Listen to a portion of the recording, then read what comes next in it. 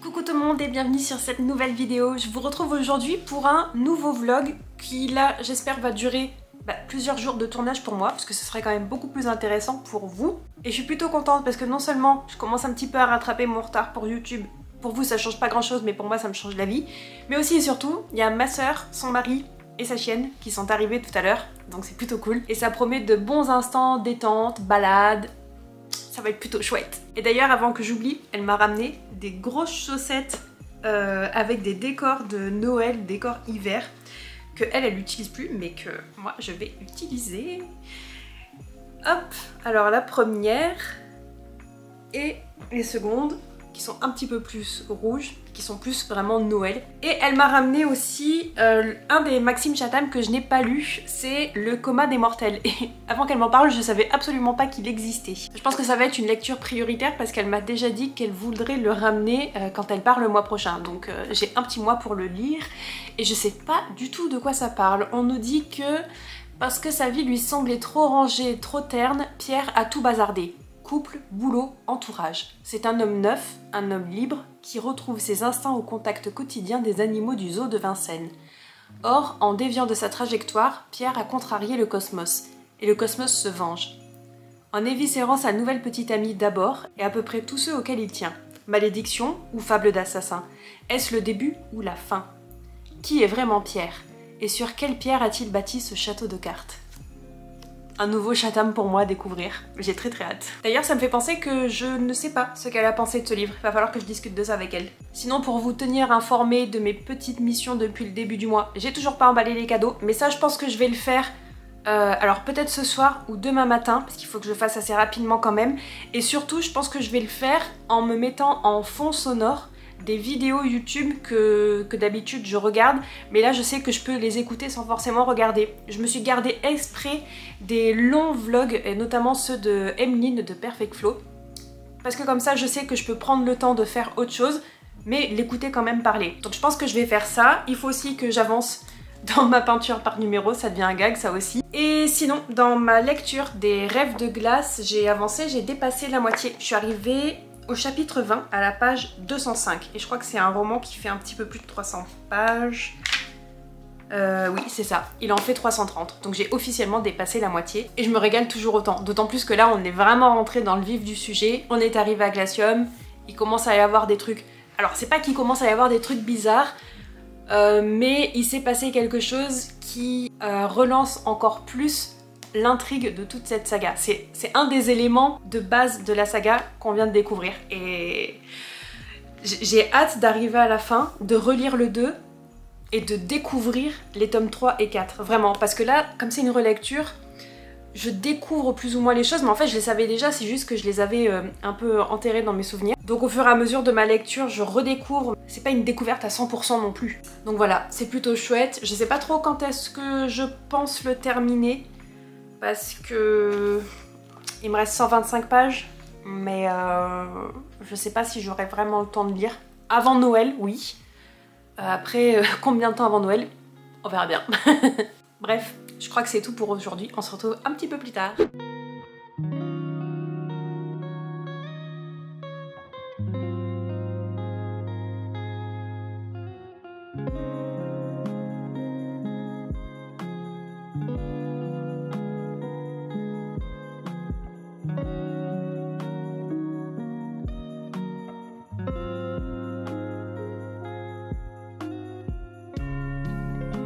Bon, je vous retrouve parce qu'un petit update bouquin s'impose.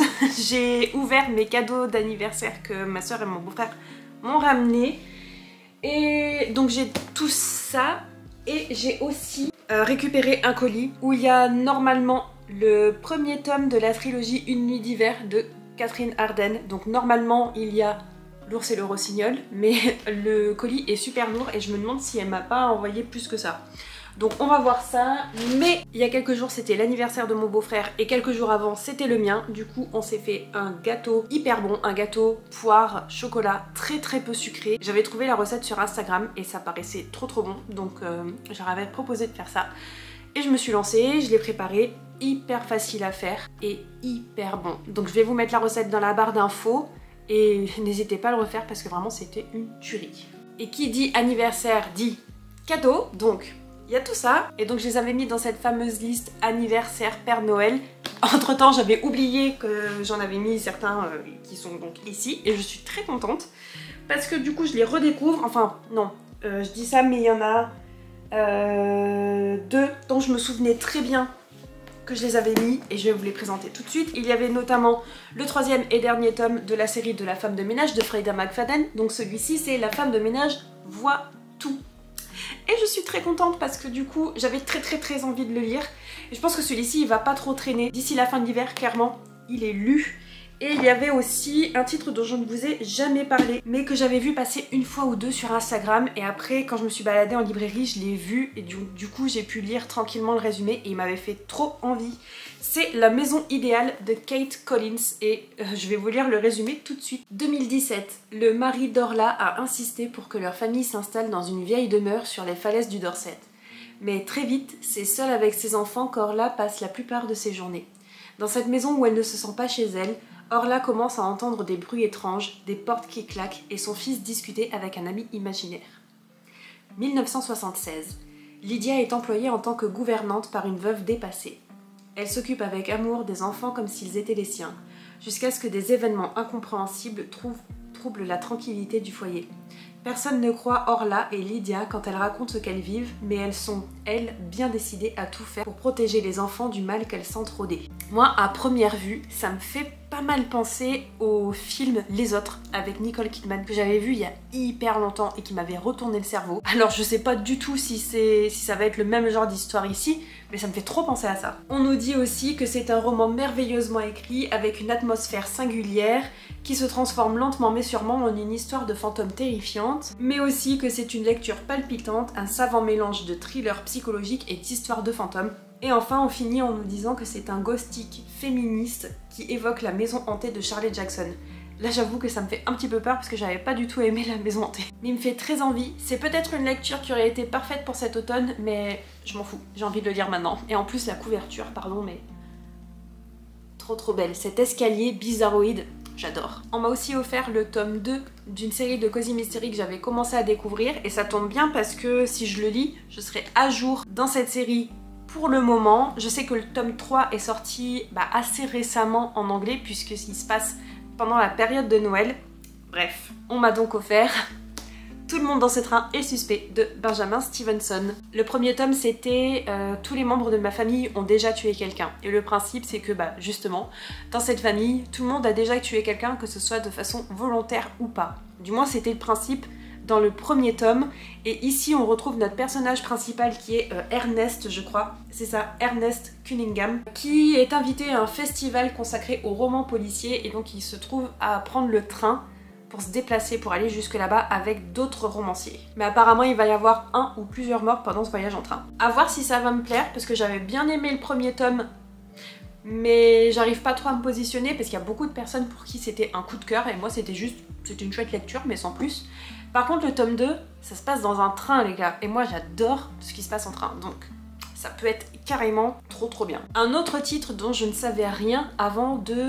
Alors je sais plus si c'était de le voir sur l'Instagram de la maison d'édition ou si c'était le voir en librairie et depuis il hante mes pensées mais je vous en ai jamais parlé, c'est Hurlement de Alma Katsu. Et là aussi, c'est un roman à cheval sur le thriller et le roman d'horreur, mais en plus avec une dimension historique inspirée de faits réels. Et je vais juste vous lire la deuxième partie du résumé, elle est beaucoup plus concise et intrigante. Connaissez-vous l'expédition Donner? C'est le nom donné à un convoi de 87 pionniers américains partis rejoindre la Californie pendant la fièvre de l'Ouest. Donc ça se passe en 1846. À leur arrivée, il n'était plus que 47. Comment la moitié du groupe a-t-elle disparu? Plus important encore, comment l'autre moitié a-t-elle survécu? En s'emparant de cette histoire vraie, Alma Katsu délivre un récit d'horreur jubilatoire où l'appréhension imprègne peu à peu le réel jusqu'à basculer dans l'angoisse la plus parfaite. Et ça me tente trop. En fait, je me demande même si je vais pas le lire avant le crime du SS Orient, que je devrais lire en priorité parce que je l'ai emprunté à la médiathèque et je dois le rendre bientôt. Mais en même temps, je viens de prolonger mon emprunt. Donc est-ce que ça serait pas judicieux de profiter de cette prolongation pour lire autre chose entre temps?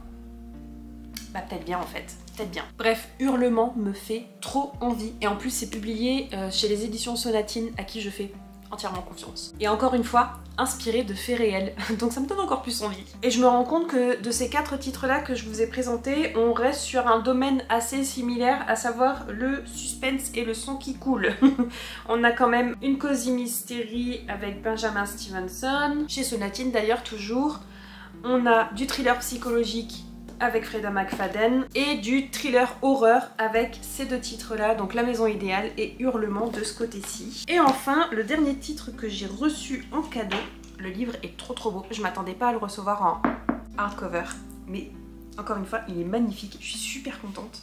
En plus, il est dans un état parfait. Et alors là, accrochez-vous parce que c'est de la fantasy avec un standalone d'un auteur que je ne connais pas, mais j'ai entendu énormément de bien de ce titre, et en plus on part dans une fantaisie orientale. C'est Le Maître des Djinns de P. Djeli Clark. Alors, quand je vous dis que la couverture est juste magnifique, je pense que vous comprenez pourquoi. Et je vais vous lire le résumé. On part au Caire en 1912. Vêtue d'un complet 3 pièces, un ensemble blanc du plus bel effet sur sa peau cuivrée, Fatma lisse sa cravate couleur d'or en veillant à exhiber les boutons de manchette scintillants au poignet de sa chemise bleu nuit.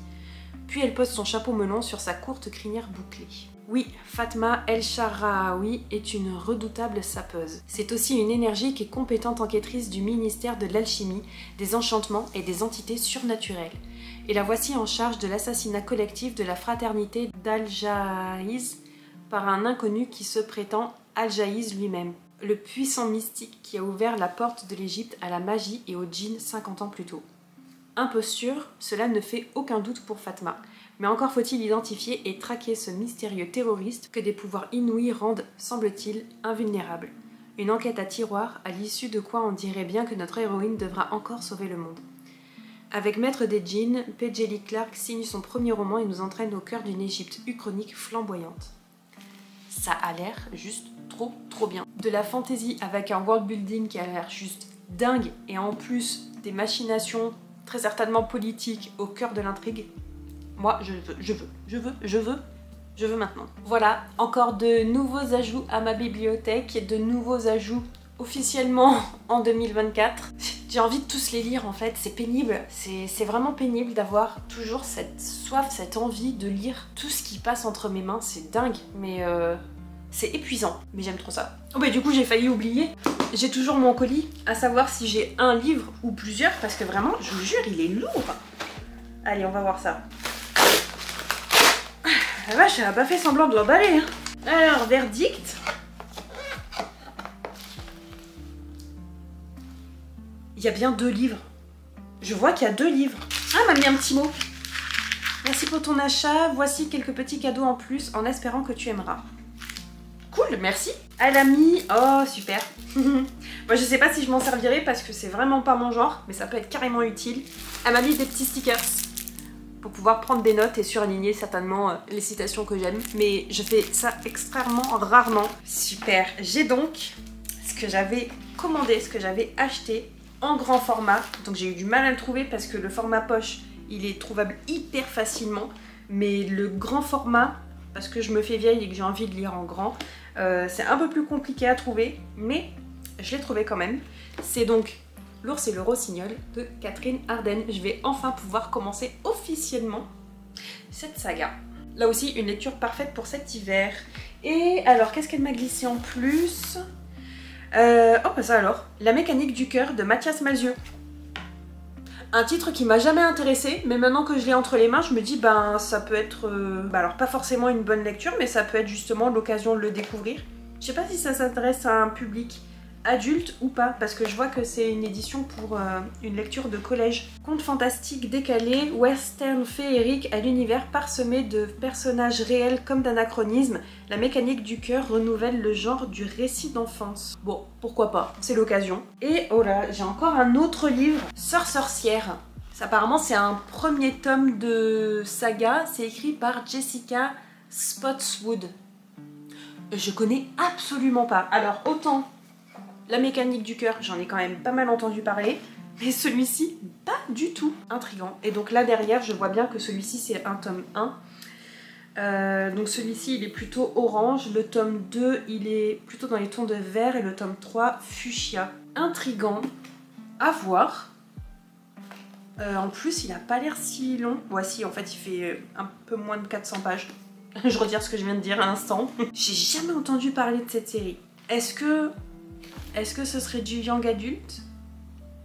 Très certainement. Je vais voir la note sur Babelio.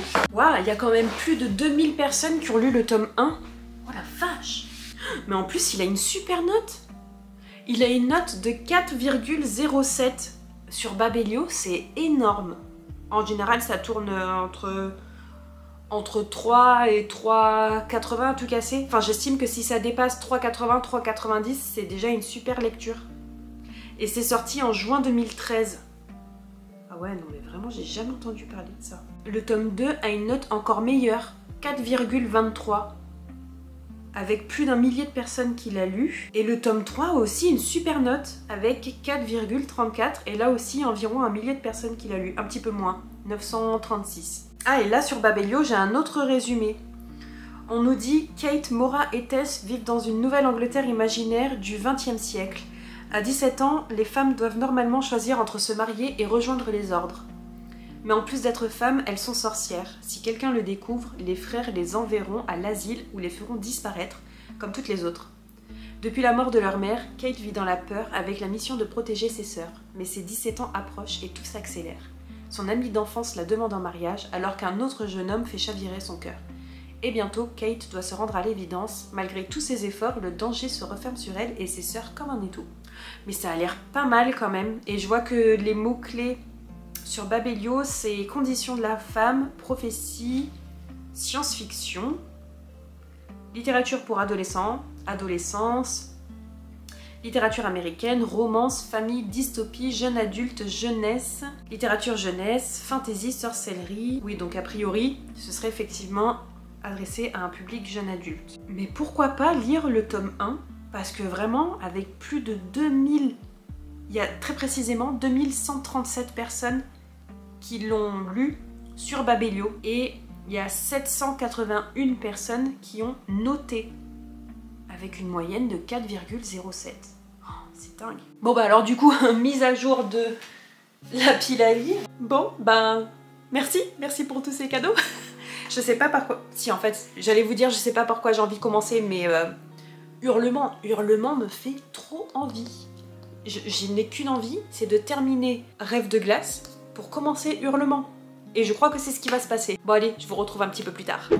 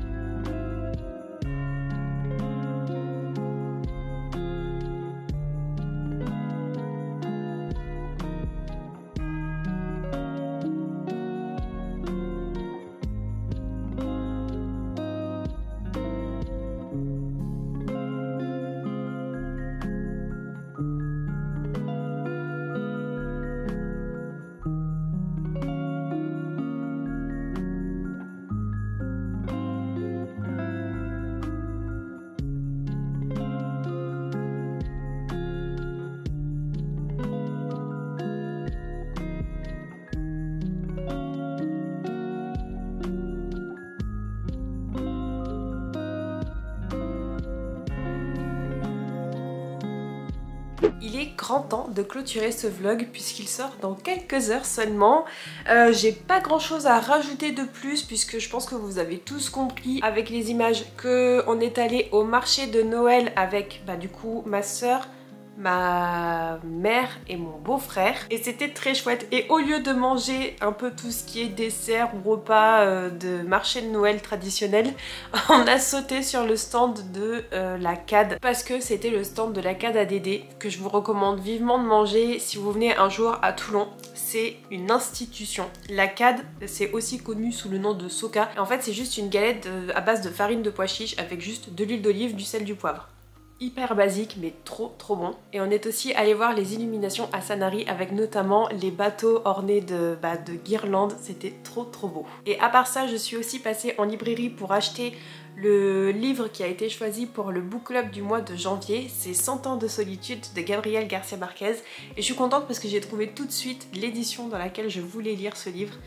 Les éditions Point ont fait une couverture juste magnifique. J'adore et c'était vraiment celle-ci que je voulais, donc je suis super contente. Aussi, j'ai terminé le premier tome des Accords corrompus, Rêve de glace. J'ai terminé il y a quelques jours. Je suis très contente d'être arrivée à la fin parce que ça veut dire que je vais attaquer le tome 2 dans pas longtemps. Et aussi et surtout parce que j'ai pu commencer Hurlement parce que j'ai pas pu résister. Alors j'ai pas trop eu de temps libre pour avancer dans ma lecture, je me suis arrêtée en plein milieu d'un chapitre à la page 50. Je crois qu'il est assez long, il doit faire plus de 400 pages. Il en fait 408.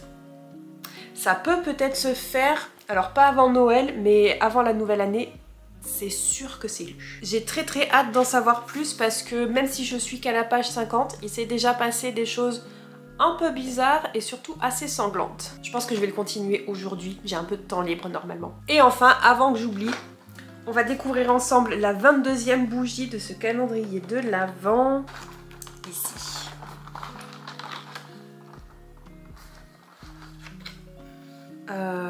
Est-ce que ce serait une fleur? J'ai toujours du mal vraiment avec ces bougies. Pas du tout, cookie noisette. Alors la noisette, je la sens pas. Le côté cookie, je le sens pas non plus. Mais peut-être le côté beurré. Ouais. À voir. Je la ferai brûler à un autre moment puisqu'on est arrivé à la fin de cette vidéo. Et n'hésitez pas à me dire ce que vous en pensez. Sinon, vous pouvez toujours me laisser un emoji cookie en référence à cette bougie qui ne sent pas le cookie. Non, définitivement toujours pas. Moi, je vous retrouve demain pour une nouvelle vidéo et ce sera l'avant-dernière vidéo de l'Avent du métronome. C'est passé super vite. Donc à demain pour une nouvelle vidéo. Bye!